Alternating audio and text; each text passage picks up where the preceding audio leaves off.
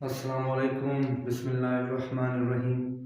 क्या हाल है दोस्तों। उम्मीद है आप सब ठीक ठाक होंगे। तैयारी खैर से जारी होगी।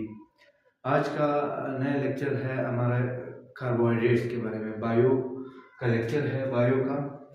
तो टाइम ज़ाया किए बगैर शुरू करते हैं। लेक्चर शुरू करने से पहले आप दोस्तों से दरख्वास्त है, मेरे चैनल का नाम है एबिलिटी टू नो। अगर आपने अभी तक मेरा चैनल सब्सक्राइब नहीं किया तो फ़ौरन से जाके सब्सक्राइब करके बेल आइकन पे क्लिक करें ताकि आपको आने वाले लेक्चर्स मिल सकें। तो शुरू करते हैं। कार्बोहाइड्रेट्स। कार्बोहाइड्रेट्स थोड़ा सा मैं बताता चलूँ। कार्बोहाइड्रेट्स,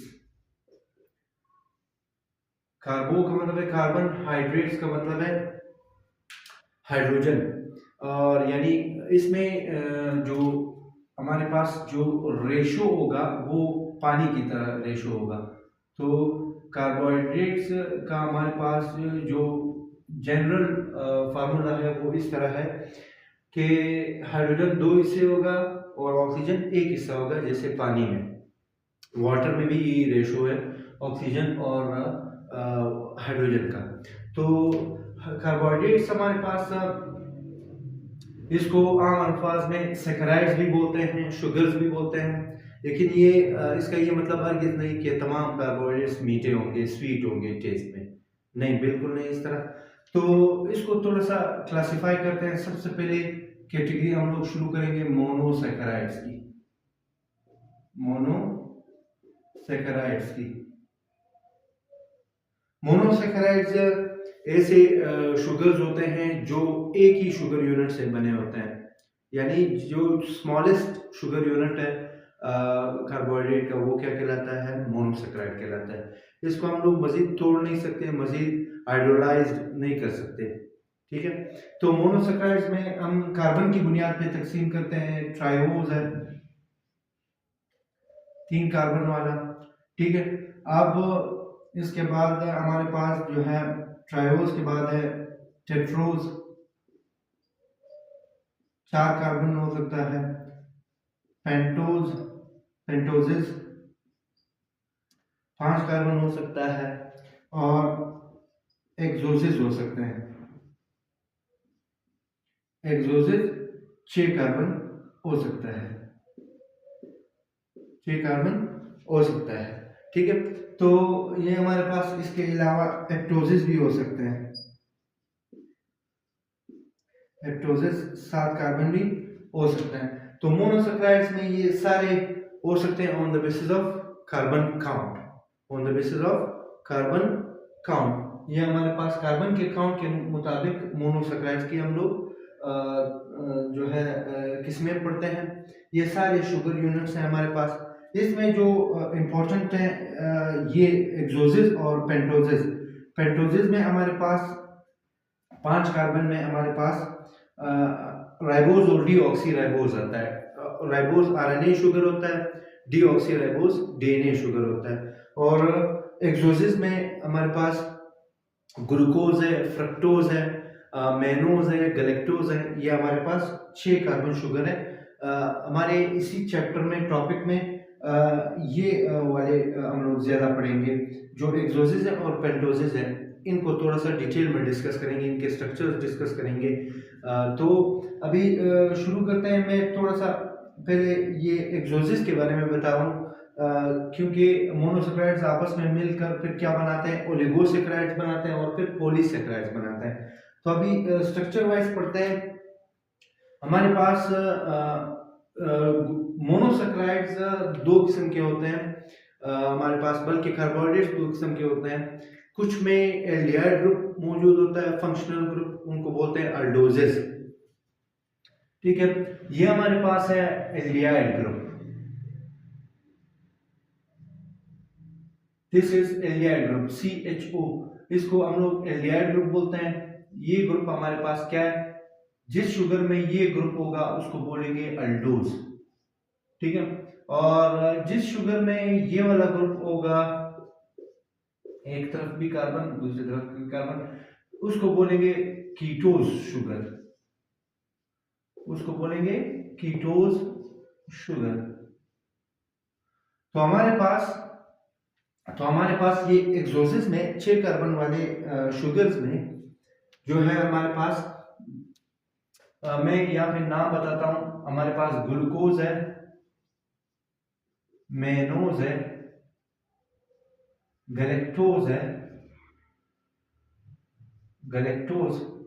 ये सारे हमारे पास क्या है, अल्डोजेज है, यानी इनमें एल्डिहाइड ग्रुप मौजूद होता है। और जो फ्रक्टोज है वो सिर्फ इनसे चेंज है, उनमें हमारे पास फ्रक्टोज में कौन सा ग्रुप होता है, कीटोन ग्रुप होता है, इसलिए इसको बोलते हैं कीटोज शुगर। तो अभी चलिए थोड़ा सा स्ट्रक्चर वाइज समझते हैं यहाँ पे, ठीक है। तो हमारे पास सबसे पहले हम लोग ग्लूकोज का स्ट्रक्चर समझते हैं। ग्लूकोज का सिंपल स्ट्रक्चर, हमारे पास पहले कार्बन पे एल्डिहाइड ग्रुप मौजूद होता है, कार्बन 1 2 3 4 5 6, ये हमारे पास 6 कार्बन है। तो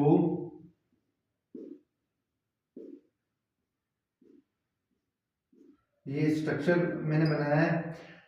इस स्ट्रक्चर को समझने से पहले इनके फार्मूले यहाँ पे देख लेते हैं। ये हमारे पास इसका फार्मूला इस तरह है। ट्रायोज का फार्मूला C3H6O3 होगा, टेट्रोज का फार्मूला CH4H8O4 होगा, पेंटोज का फार्मूला C5H10O5 होगा, और एक्सोज का C6H12O6 होगा। जितने भी एक्सोज होंगे उसका ये फार्मूला होगा, ट्रायोजिस जितने भी होंगे उसका ये फार्मूला होगा, टेट्रोजिस जितने भी होंगे उसका ये फार्मूला होगा, ठीक है। पेंटोजिस जितने भी होंगे उसका ये फार्मूला होगा। मास हुआ है डीऑक्सीराइबोज के, उसमें एक ऑक्सीजन कम होता है।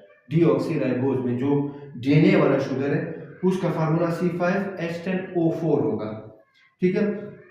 एक्टोज का फार्मूला हमारे पास होगा H14O7, ये फार्मूला होंगे, ये फार्मूले मैंने बताया। अब ये ग्लूकोज का स्ट्रक्चर है, ग्लूकोज का स्ट्रक्चर मैंने बनाया।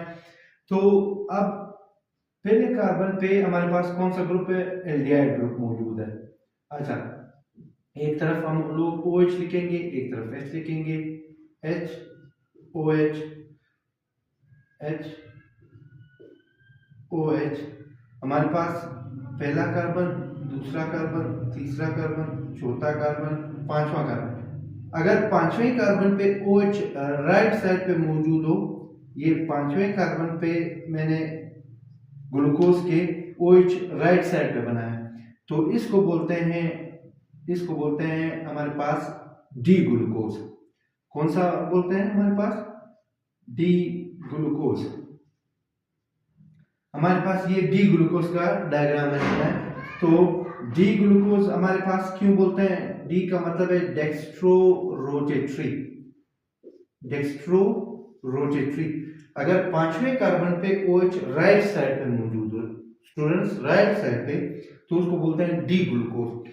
अच्छा, डेक्स्ट्रो रोटेटरी का मतलब इसको बोलते हैं ऑप्टिकल रोटेशन मतलब हमारे पास स्पेस में जब हम लोग ग्लूकोज से लाइट पास करते हैं तो ये वाला डी ग्लूकोज जो है ये राइट साइड पे रोटेशन शो करता है, या इसको बोलते हैं क्लॉकवाइज, ठीक है। जिस तरह घड़ी की सुई घूमती है क्लॉकवाइज रोटेशन, तो डी ग्लूकोज कौन सा रोटेशन शो करता है, क्लॉकवाइज रोटेशन या राइट साइड रोटेशन शो करता है, इसलिए इसको बोलते हैं डी ग्लूकोज।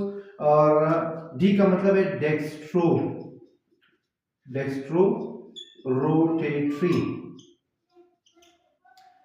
रोटेटरी।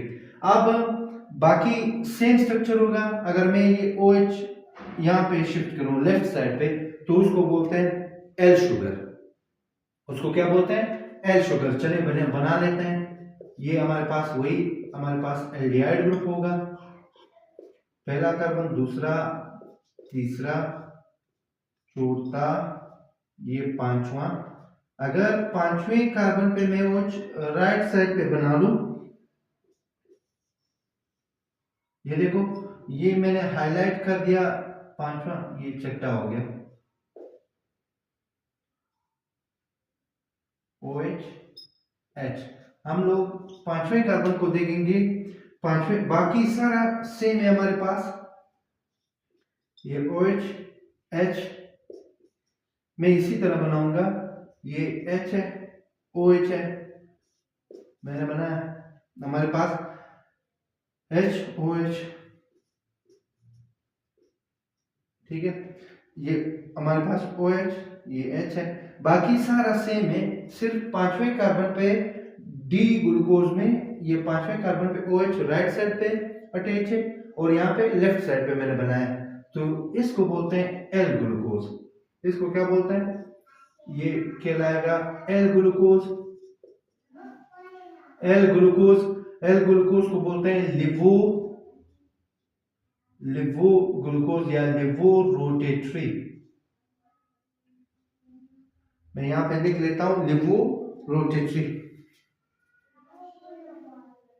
लिवो रोटेटरी इसको बोलते हैं, लिवो रोटेटरी। मैं यहां पे नीचे लिख लेता हूं लिवो रोटेटरी, लिवो रोटेटरी ग्लूकोज। लिवो रोटेटरी का मतलब है लेफ्ट साइड, ये लेफ्ट साइड पे रोटेट होगा, तो इसलिए इसको बोलते हैं लिवो रोटेटरी ग्लूकोज, यानी ये ऑप्टिकल रोटेशन लेफ्ट साइड पे या एंटी क्लॉकवाइज रोटेशन शो करता है, इसलिए इसको बोलते हैं एल ग्लूकोज। तो यहां तक आप लोगों ने सीख लिया, मैंने बताया फार्मूले इनके बताया मोनोसैकेराइड्स के, ये शुगर के छोटे यूनिट्स होते हैं, ये जब मिलेंगे तो फिर इससे ओलिगोसैकेराइड्स बनेंगे और पॉलीसैकेराइड्स बनेंगे। तो ये हमारे पास ये शुगर्स हैं, ठीक है। तो अब ग्लूकोज का मैंने डी फॉर्म बताया और एल फॉर्म बताया। अच्छा, ये स्टेट स्ट्रक्चर है, इसको हम लोग क्या बोलते हैं, लीनियर स्ट्रक्चर। इसको हम लोग बोलते हैं लीनियर स्ट्रक्चर, यानी ग्लूकोज का सीधा स्ट्रक्चर, इसको बोलते हैं लीनियर स्ट्रक्चर बोलते हैं इसको। ये मैंने बताया। अच्छा, on the basis of functional group मैंने बताया एल्डोज शुगर और कीटोन शुगर। चलिए, यहाँ तक आप लोगों ने वीडियो पॉज करके आप लोग लिख सकते हैं, डायग्राम प्रैक्टिस कर सकते हैं। एल शुगर और डी शुगर और एल शुगर मैंने समझा दिया यहाँ तक। अच्छा, आप मजीद इसको आगे लेके जाते हैं इसको।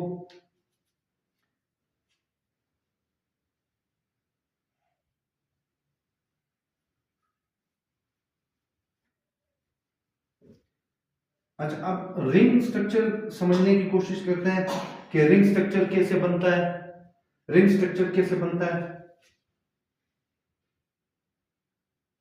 रिंग स्ट्रक्चर कैसे बनता है हमारे पास, ये थोड़ा सा समझने की कोशिश करते हैं।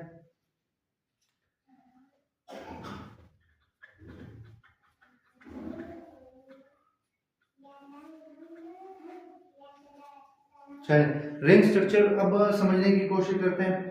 ये फिर मैं वही स्ट्रक्चर बना लेता हूं। पहला कार्बन हमारे पास है, इस पे एल्डिहाइड ग्रुप मौजूद है। मैं एक बार फिर ये ग्लूकोज का लीनियर स्ट्रक्चर बना देता हूं।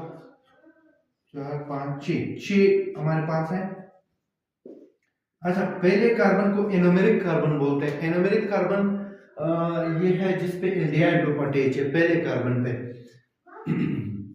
तो एक तरफ OH, एक तरफ H, एक तरफ H OH, दूसरी साइड पे H OH, ये पांचवा कार्बन, ये छठा carbon, OH H H OH H। अच्छा, अब ये ग्लूकोज का लीनियर स्ट्रक्चर है। तो पहला कार्बन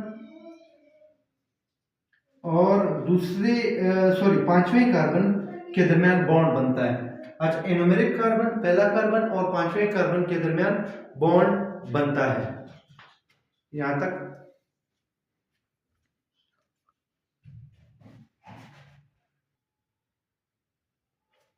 अच्छा, चलिए, अब बॉन्ड कैसे बनता है, ये लीनियर स्ट्रक्चर रिंग फॉर्म में कैसे चेंज हो जाता है, ये समझने की कोशिश करते हैं। तो ये पहला कार्बन और ये पांचवें कार्बन के दरमियान हमारे पास बॉन्ड बनता है।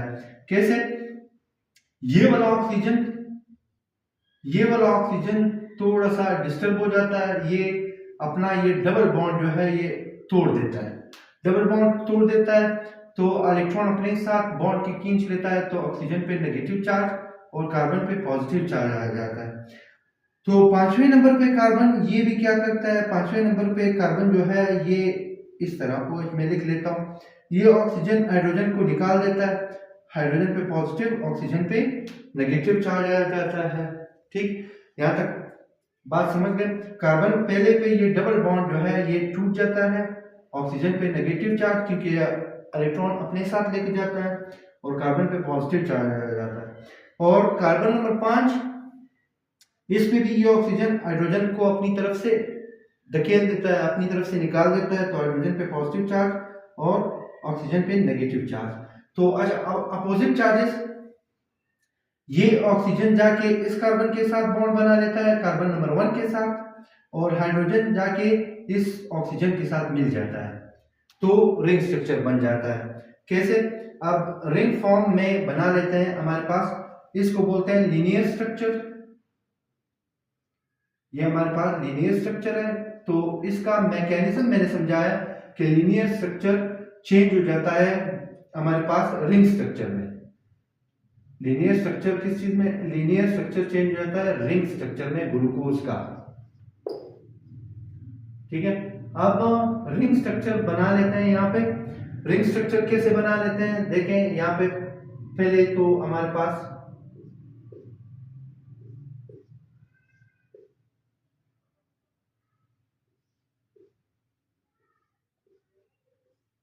ये रिंग स्ट्रक्चर मैंने बना लिया। ये पहला कार्बन है, 1 2 3 4 5। मैंने बताया था ये वाला ऑक्सीजन, ये ऑक्सीजन कहां से कार्बन के साथ मिलेगा? कार्बन नंबर 1 के साथ। ठीक है, ये ऑक्सीजन जो कार्बन 5 का है, ये कार्बन 5 का ऑक्सीजन ये 1 के साथ बॉन्ड इसने बना लिया। ठीक है, आ गया समझ यहाँ तक? अच्छा, ये हाइड्रोजन जाके कार्बन 1 के O के साथ मिल जाएगा। चले अब भी बना लेते हैं। कार्बन 1 पे एक साइड पे हाइड्रोजन अटैच है, तो ये कार्बन 1 पे एक साइड पे हाइड्रोजन अटैच है, दूसरे साइड पे हमारे पास O तो पहले से मौजूद था, H ये वाला चला गया। ये H मैंने कहा था, ये H जाएगा इस O के साथ अटैच हो जाएगा, पॉजिटिव नेगेटिव, और ये O चला जाएगा कार्बन के पास, ये O चला जाएगा कार्बन के पास, ये कार्बन 5 का O चला जाएगा, कार्बन 1 के साथ बॉन्ड बना लिया, और ये H चला गया ऑक्सीजन के साथ, ये H चला गया ऑक्सीजन के साथ। चले कार्बन 2 पे एक साइड पे OH है, एक साइड पे H है। कार्बन 2 पे एक साइड पे हमारे पास, इसको इस तरह बना लेते हैं, एक साइड पे H बना लेते हैं, एक साइड पे OH बना लेते हैं। ठीक है, अच्छा कार्बन 3 पे एक साइड पे H OH H OH। ठीक है, अच्छा ये कार्बन 4 है, कार्बन 4 पे हमारे पास HOH, फिर वही कार्बन 4 पे एक साइड पे OH है, एक साइड पे H है। ठीक है, OH H की रिप्लेसमेंट चेंज कर सकते हैं, कोई ऐसा हार्ड एंड फास्ट रूल नहीं है, कोई ऐसा सख्त कानून नहीं है, HOH की जगह आप तब्दील कर सकते हैं। ठीक है, कार्बन 5 पे हम लोगों ने यहाँ पे O चला गया, H चला गया, हमारे पास H मौजूद है, ये हमारे पास एक तरफ O मौजूद है, ठीक है, एक तरफ H मौजूद है, तो एक H यहाँ पे बना लेते हैं। अच्छा कार्बन 6 हमारे पास यहाँ पे होगा, कार्बन 6, कार्बन 5 के साथ कार्बन 6 अटैच है, कार्बन 6 पे 2 हाइड्रोजन है, तो हम लोग इस तरह बना लेते हैं CH2OH। ये हमारे पास ग्लूकोज का रिंग स्ट्रक्चर बन गया। तो लीनियर स्ट्रक्चर को हम लोगों ने चेंज किया रिंग स्ट्रक्चर में। इस रिंग स्ट्रक्चर को बोलते हैं ग्लूकोपाइरेनोज। ग्लूकोपाइरेनोज हम लोगों ने बना लिया। तो ये रिंग स्ट्रक्चर के साथ हम लोग बार बार इस लेक्चर में इसके साथ हम लोग डिस्कस करते जाएंगे आगे स्ट्रक्चर्स, मेनोज का स्ट्रक्चर, गैलेक्टोज का स्ट्रक्चर। तो ये हमारे पास ये रिंग स्ट्रक्चर आपके ज़हन में किस तरह बना? कार्बन 1 और कार्बन 5 के दरमियान बॉन्ड बना, डबल बॉन्ड ब्रेक हुआ, यहाँ पे H निकल गया, H ने जाकर O के साथ मिल गया, कार्बन नंबर 1 के O के साथ, और ये ऑक्सीजन नंबर 5 का जो O है वो कार्बन 1 के साथ मिला, ये कार्बन 5 का जो O है कार्बन 1 के साथ बॉन्ड बना लिया। तो इस तरह रिंग लीनियर स्ट्रक्चर चेंज हो गया रिंग स्ट्रक्चर में। यहाँ तक बात समझ आ गई? आप लोग वीडियो को पॉज करके लिख सकते हैं, प्रैक्टिस कर सकते हैं। चलें आगे बढ़ते हैं। थोड़ा सा इस लेक्चर को मजीद खींच लेते हैं आगे। चलिए मैं मिटा देता हूं। तो ग्लूकोज के हमारे पास आइसोमर्स होते हैं। अब स्ट्रक्चर वाइज उनको समझते हैं। बाकी मोनोसेक्राइड्स जो है ग्लूकोज के, यानी जो 6 कार्बन पर मुश्तमिल है, जो एक्सोसिस है, 6 कार्बन वाले को क्या बोलते हैं? एक्सोसिस। एफएससी के सिलेबस में ये जो एक्सोसिस है ये इंपॉर्टेंट है। चलें अभी मजीद इसको डिस्कस कर लेते हैं। ये मेरे पास फिर वही ग्लूकोज का स्ट्रक्चर मैं बना लेता हूं। अब मैं कार्बन नंबर शो नहीं करता, इसको मैं इस तरह, ये जो मैंने लाइन बनाई ये कार्बन कॉर्नर शो करता है। सिर्फ ये चिट्टा कार्बन यहां पे बना लेता हूं।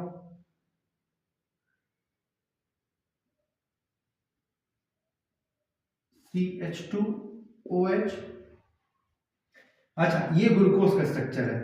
अच्छा, अब जो पहला कार्बन है इसको मैं टारगेट करूंगा आपके लेक्चर में। पहला कार्बन, ये पहले कार्बन पे H अगर ऊपर हो, हाइड्रोजन अगर ऊपर हो, OH नीचे हो, ठीक है। अच्छा, मैं एक चीज आपको सिखाऊंगा, यहां पे इसको बोलेंगे अल्फा ग्लूकोज, अल्फा ग्लूकोज, ठीक है। H above, above for alpha, ठीक है। अच्छा, अगर मैं यही स्ट्रक्चर यहां पे बनाऊं, यही स्ट्रक्चर में बनाऊंगा, बाकी कार्बन नंबर 1 को हम लोग देखेंगे, कार्बन 1 को देखेंगे। अगर बाकी में सिर्फ ये चट्टा कार्बन CH2OH, ठीक है। बाकी ये कार्बन काउंट 6 कॉर्नर रिंग है, 6 कॉर्नर रिंग है, 6 कार्बन हमारे पास 1 2 3 4 5 6 कार्बन स्ट्रक्चर है ग्लूकोज का। अब इस स्ट्रक्चर को आप लोग देखें, इसको बोलते हैं अल्फा ग्लूकोज, क्योंकि H, पहले कार्बन का H जो है वो ऊपर की तरफ है, OH नीचे की तरफ है, इसको बोलते हैं अल्फा। अच्छा, या इस तरह भी आप कह सकते हैं, OH अगर नीचे हो पहले कार्बन पर तो उसको बोलते हैं अल्फा, अगर OH ऊपर हो इस तरह, यानी H डाउन हो, H डाउन हो तो उसको बोलते हैं बॉटम। H की पोजीशन अगर बॉटम पे हो, बॉटम का मतलब है बीटा, इसको बोलते हैं बीटा ग्लूकोज, बी ग्लूकोज, ठीक। तो पहले कार्बन पे, ठीक है। अब मैंने अल्फा और बीटा ग्लूकोज का फर्क समझा दिया, हम लोगों ने कार्बन 1 को देखना है। अगर कार्बन 1 पे H हमारे पास ऊपर की तरफ हो और OH नीचे हो, इसको बोलते हैं अल्फा ग्लूकोज। अगर H डाउन हो और OH पहले कार्बन पे, ये पहला कार्बन है, ठीक है। ये दूसरा, ये तीसरा, चौथा, पांचवा, ये छठा। तो हम लोग बाकी HOH मैंने बनाया नहीं है, स्ट्रक्चर मैंने समझा दिया। तो पहले कार्बन को देखेंगे, अगर H डाउन हो उसको बोलते हैं बीटा, बॉटम पे हो, H बॉटम पे हो पहले कार्बन पे, बॉटम, और OH ऊपर हो तो उसको बोलते हैं बीटा। अगर H ऊपर हो तो OH नीचे हो, उसको बोलते हैं अल्फा ग्लूकोज। यहां तक मैंने अल्फा और बीटा ग्लूकोज का फर्क भी समझा दिया। आप प्रैक्टिस कर सकते हैं, डायग्राम को पॉज करके आप लोग प्रैक्टिस कर सकते हैं, वीडियो को पॉज करके। फिर एक रिक्वेस्ट है आपसे, मेरे चैनल का नाम है एबिलिटी टू नो, आप लोग लाजमी सब्सक्राइब कर दें और बेल आइकन भी दबाएं ताकि आने वाले लेक्चर्स भी आपको मिल सकें। चलें मजीद इसको थोड़ा सा इसको डिस्कस कर लेते हैं आगे। इसी स्ट्रक्चर को मैं थोड़ा सा चेंज करके एक और कॉन्सेप्ट समझाने लगा हूं। चलें एक और कॉन्सेप्ट समझाने लगा हूं। ये ग्लूकोज का स्ट्रक्चर है। अब ग्लूकोज के आइसोमर्स में समझाऊंगा। हमारे पास ये कार्बन नंबर 2 है, ये कार्बन नंबर 2 है हमारे पास।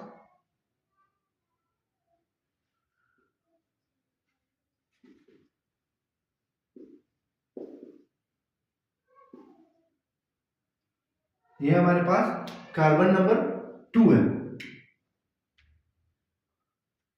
कार्बन 1 2 3 4 5 6, ठीक है। 1 2 3 4 5 6। यहां पर मैं बाकी जगहों पे नहीं लिखता। हमारे पास ये ग्लूकोज है। अब कौन सा ग्लूकोज है? H अबव है तो हमारे पास ये अल्फा ग्लूकोज है, ठीक है। तो मैं अल्फा ग्लूकोज, अच्छा ये भी ग्लूकोज का स्ट्रक्चर है, सिर्फ मैं क्या करता हूं, मैं एक चेंज लाता हूं, उससे एक आइसोमर बनेगा। हमारे पास ये OH है,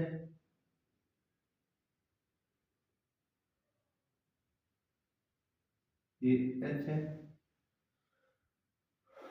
ठीक है। अब स्टूडेंट्स आप लोग गौर से देखें, इस स्ट्रक्चर में और उस स्ट्रक्चर में हमारे पास सिर्फ और सिर्फ क्या चीज फर्क है हमारे पास, ये H ये OH। चले अब देखें, यहां पे कोई खास फर्क नजर नहीं आ रहा, सिर्फ कार्बन नंबर 2 को देखें, कार्बन नंबर 2 को देखें। यहां पे कार्बन नंबर 2 पे OH और H, इन दोनों स्ट्रक्चर्स में कार्बन नंबर 2 पे H और OH की पोजीशन चेंज है, ये ओरिएंटेशन चेंज है। ओरिएंटेशन का मतलब है तरतीब चेंज है। तो जब एक कार्बन पे, किसी खास कार्बन पे H और OH की पोजीशन चेंज हो, उनको बोलते हैं एपीमर्स। अब ये दोनों आपस में क्या है? एपीमर्स हैं। 8 कार्बन नंबर 2, कार्बन नंबर 2 पे ये दोनों एपीमर्स हैं। तो ये ग्लूकोज हो गया, ये हमारे पास कहलाता है मेनोज। मेनोज। अब मेनोज और ग्लूकोज के स्ट्रक्चर में क्या फर्क है? फार्मूला सेम है, C6H12O6। दोनों हमारे पास एक्सोजेस हैं, दोनों 6 कार्बन वाले शुगर्स हैं, दोनों का फार्मूला C6H12O6 है, दोनों अल्डोज शुगर हैं, दोनों में एल्डिहाइड ग्रुप मौजूद है। लेकिन फर्क क्या है? सिर्फ कार्बन नंबर 2 पे इनकी पोजीशन चेंज है। OH मेनोज में OH ऊपर होता है, H नीचे, और ग्लूकोज में H ऊपर OH नीचे। हम लोग इस तरह चेंज भी कर सकते हैं, OH इधर लाएंगे, H इधर लाएंगे, फिर इसका OH इधर लाएंगे, H ऊपर लाएंगे। तो यानी मेनोज और ग्लूकोज दोनों एपीमर्स हैं कार्बन नंबर 2 पे। सिर्फ कार्बन नंबर 2 पे OH और H दोनों का, मेनोज का और ग्लूकोज का चेंज होगा, उनकी जगह चेंज होगी, बाकी स्ट्रक्चर में कोई फर्क नहीं होगा। अब इन दोनों को आप देख लें, किसी भी बाकी जगह पे चेंज नहीं है। यहां तक समझ आ गया? वीडियो को पॉज करके ये नोट कर सकते हैं। तो ग्लूकोज और मेनोज जो है वो आपस में क्या है? एपीमर्स है। एपीमर्स भी आइसोमर का एक टाइप है, आइसोमर की एक किस्म है। तो कार्बन नंबर 2 पे इन में क्या फर्क है? OH और H में फर्क है। यहां तक समझ आ गया? वीडियो पॉज करके लिख सकते हैं। चलो आगे बढ़ते हैं।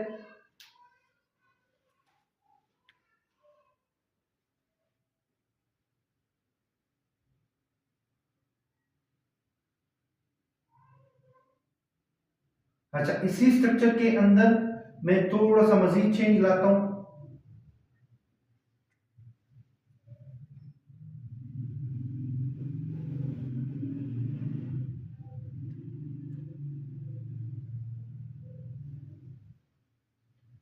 अच्छा, इसी को मिटाने से पहले मैं दोबारा यहां पे लिख लेता हूं, ये मेनोस का स्ट्रक्चर है, मैं इसे नहीं मिटाता। आपसे एक चीज भी पूछनी थी, ये तो होगा ग्लूकोज और मेनोस। अच्छा, अब यहां पे मैं एक और स्ट्रक्चर बना लेता हूं।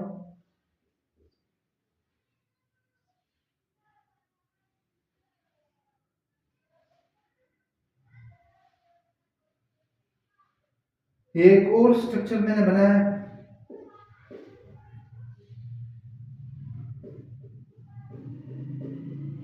अच्छा, ये एक और ग्लूकोज मैंने बनाया है।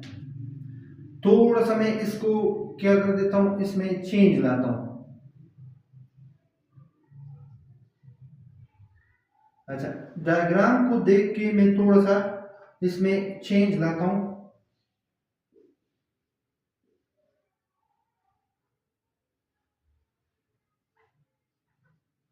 अच्छा, अब इन दोनों स्ट्रक्चर्स को देखें जरा गौर से, इन दोनों स्ट्रक्चर्स को देख लें। अब आप मुझे बताएं कि ग्लूकोज और ये नीचे वाला जो स्ट्रक्चर है इनमें क्या चेंज आ रहा है, कौन सा छोटा सा चेंज मैंने लाया, कौन सा चेंज मैंने लाया, चले बताएं जल्दी करें। आजा चले, अभी कौन से कार्बन पे चेंज आ रहा है, पहला कार्बन सेम है, दूसरा कार्बन सेम है, H ऊपर OH नीचे, तीसरा सेम है। चौथे कार्बन को जरा देखें, ये पहला कार्बन है, ये दूसरा है, ये तीसरा है, ये चौथा है। चौथे कार्बन को देखें, चौथे कार्बन में OH और H चेंज है, पोजीशन उनकी चेंज है, H ऊपर OH नीचे, यहाँ पे चौथे कार्बन पे OH ऊपर है, H नीचे, तो चौथे कार्बन पे चेंज आ रहा है इस जगह पे। तो जब चौथे कार्बन पे चेंज हो, उन इस स्ट्रक्चर को, ग्लूकोज के इस स्ट्रक्चर को बोलते हैं गैलेक्टोज। तो ये हो गया गैलेक्टोज और हमारे पास ये हो गया ग्लूकोज। ग्लूकोज और गैलेक्टोज में ये फर्क है कि ये दोनों एपिमर्स हैं, एपिमर्स माना आइसोमर्स हैं 8 कार्बन नंबर 4। ये दोनों यानी ग्लूकोज और गैलेक्टोज बिल्कुल सेम है, सिर्फ चौथे कार्बन पे OH और H उनका डिफरेंस आ रहा है, फर्क आ रहा है। यहां तक समझ आ गया। तो ग्लूकोज और गैलेक्टोज एक दूसरे के एपिमर्स है कार्बन नंबर 4 पे। यहां तक समझ आ गया, चलें जी, वेरी गुड। अच्छा, अब आप मुझे बताएं, चलें अभी इन दोनों स्ट्रक्चर्स को देखें, ये दोनों स्ट्रक्चर्स आप लोग देखें, क्या आप मुझे बता सकते हैं मैनोज और गैलेक्टोज के स्ट्रक्चर में क्या फर्क है? चलें बताएं, स्ट्रक्चर बना हुआ है। अच्छा, यहां पे देखें दूसरा कार्बन HOH, वहां पे OH यानी ये चेंज है, पहला कार्बन भी चेंज, दूसरा कार्बन भी चेंज है, और चौथा OH ऊपर है, H नीचे, HOH यानी दूसरे और चौथे दोनों पे। तो ये मैनोज, जी बिल्कुल बिल्कुल सही समझे आप। तो मैनोज और गैलेक्टोज भी एपिमर्स हैं आपस में, 8 carbon number 2 and 4, carbon number 2 और कार्बन नंबर हमारे पास 2 और 4 दोनों पे इनकी H और OH में फर्क आ रहा है, उनकी ओरिएंटेशन में फर्क आ रहा है। तो ये आइसोमर्स हैं आपस में। तो ये हमारे पास था मोनोसैकराइड्स में हम लोगों ने एक्सोसिस कुछ स्ट्रक्चर्स पढ़े, यहां तक समझ आ गया। चले नेक्स्ट लेक्चर में हम लोग देखेंगे कि ग्लाइकोसिडिक बॉन्ड कैसे बनता है मोनोसैकराइड्स में। बाकी मोनोसैकराइड्स तो हम लोगों ने पढ़ लिए, राइबोज और डीऑक्सीराइबोज भी पढ़ेंगे आगे आने वाले लेक्चर में, 2-3 इससे और पढ़ेंगे कार्बोहाइड्रेट्स के।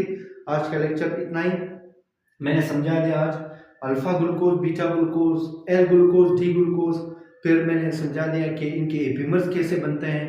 ठीक है, तो आज का लेक्चर इतना ही। आप लोगों से रिक्वेस्ट है कि मेरे चैनल जरूर सब्सक्राइब कर दीजिए ताकि मजीद आने वाली वीडियोस भी आपको मिल सकें। थैंक यू वेरी मच, अल्लाह हाफ़िज़।